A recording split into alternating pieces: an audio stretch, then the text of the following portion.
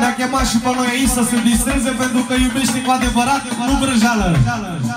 Strigă cu mine, strigă cu mine, te iubesc, te iubesc, ce mult te mai iubesc.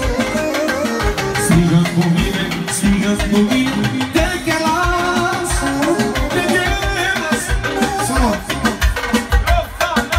Roxana, Roxana, Roxana, Roxana, Roxana, Roxana, Roxana, Roxana, Roxana.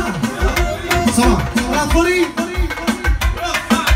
Roxana, Roxana. Pentru Daniel, pentru vecinul lui care îi urează casă de piatră și multă sănătate. Pentru soția lui, viața lui.